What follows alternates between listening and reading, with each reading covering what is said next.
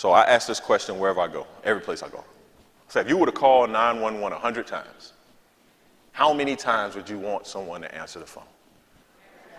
Every time, 100 times. I've never had someone yell out 85, 73. Every time you call, you want folks to answer. And so that's the dilemma I found myself in, because I started to become diligent, became diligent, started getting better, started getting more opportunities. Then what happened, the thing that I used to look at as a blessing now became a burden.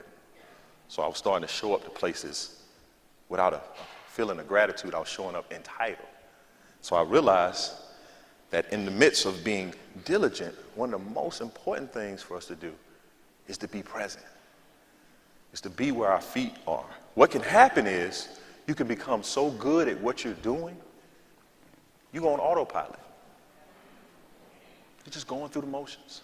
You know the routine. I've done this 1,000 times, so I'll just get up there. I'll wing it. I'll figure something out. And you rob the folks that you're in front of a great opportunity, a great experience.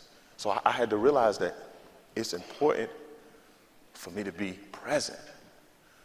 Because I realized I was on stage, but physically, but mentally, I was somewhere else. So I had to start, and I'm still making that adjustment. You know, you've heard you could live in one of three places. You can live in the past, you can live in the future, but I think the most profitable place for us to live is in the present. Be where our feet are. And I'm challenged by this. I'm challenged by this. My schedule's picked up tremendously. So, matter of fact, this past Tuesday, I think I was in Winston-Salem. I'm here today. Tomorrow, I'm in Somerville. So my schedule's picking up. And so sometimes I find myself looking to the next thing. And in athletics, they call it trap games. You know, if you're not prepared for the game that you're playing, you could have a bad showing. And so this happened to me recently. I was in South Georgia, doing an event. It was on a Wednesday morning, a Wednesday afternoon. It was a luncheon for the leaders of FCA in South Georgia. Went, and I'd done something for them before, so I was like, oh, they know who I am. I had some familiarity there.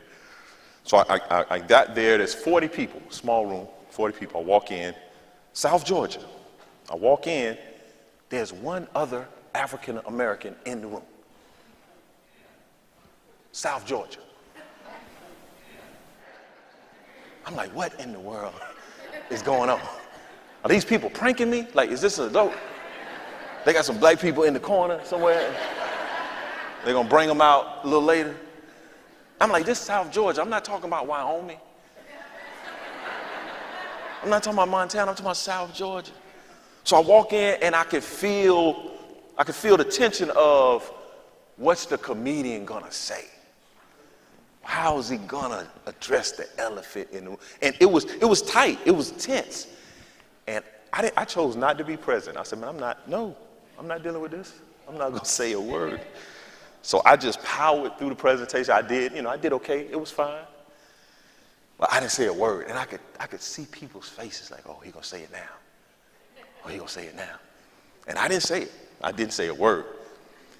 And I got in the car and I'm driving home and I challenged him. I said, what were you thinking about? Why weren't you present? Why didn't you just address it? It would have alleviated the tension. We would have went on.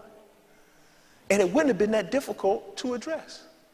All I had to do was look at the woman and say, hey, ma'am, are these people holding you against your will?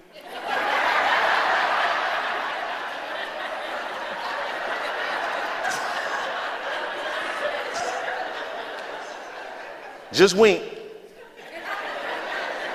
because I'm going to leave, but I'm going to send somebody back to get you some help.